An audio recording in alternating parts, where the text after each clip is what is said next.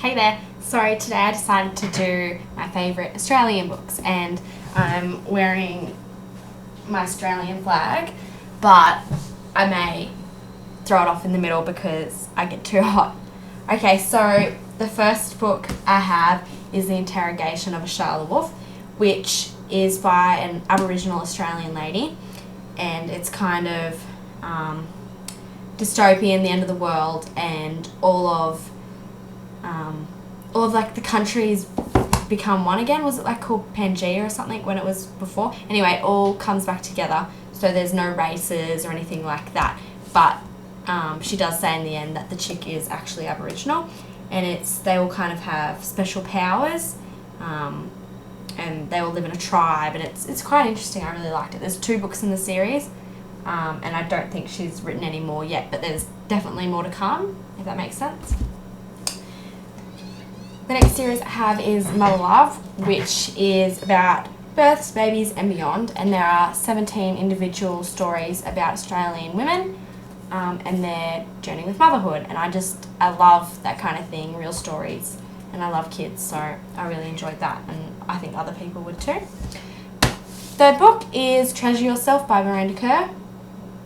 It's kind of one of those self-help books that you better yourself and all those nice things, and it's still got a bit about her story, and it's got self affirmations in it, and it's just a really, really beautiful book, and I read it a couple of times a year, and I would really, really recommend it. It's just very spiritual and beautiful and lovely. And come back, flag. Okay, the next book I have is The Book Thief by Markus Zusak. I never pronounced that right. A lot of people don't know, but he's actually an Australian author, and if you don't know, this book is based on World War II, the Holocaust, and she is a German girl whose family hides a Jewish guy, and it's like astronomical, if that's the word. Life-changing. What a story, that's all I can say.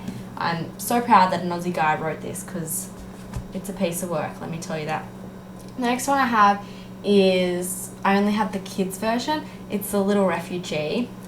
There's a bigger version which is called The Happiest Refugee, and it's by Doe, and he came over to Australia like 40 years ago, or however long it was. Probably it was like 20 or 30. Anyway, he came over in a boat, and the little kids book kind of tells it, but the adult version is really, really great.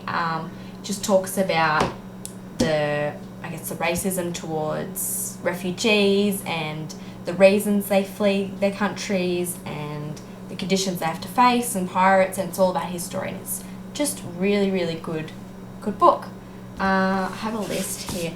Also, Animalia and The Waterhole, I don't have copies. They're both little kids books, but they are fantastic. Like, there's not really a storyline, but it's like the pictures are just, look them up. Your kids will love them, alright? If you don't have kids, your future kids will love them.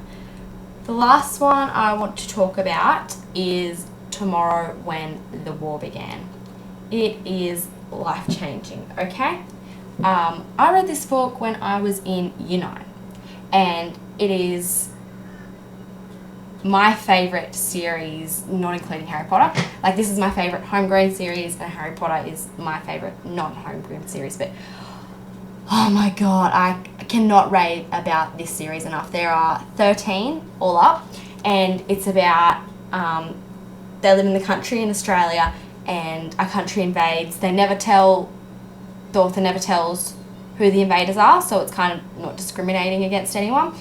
But oh my goodness. And anyway, they go camping, and they're hiding out from these people, and they kind of become guerrilla fighters and have a huge impact on the war that happens. And if you ever listen to me about one thing, I'll probably say this like a billion times throughout my booktubing career, but seriously, if you ever listen to me about anything, listen to me about this.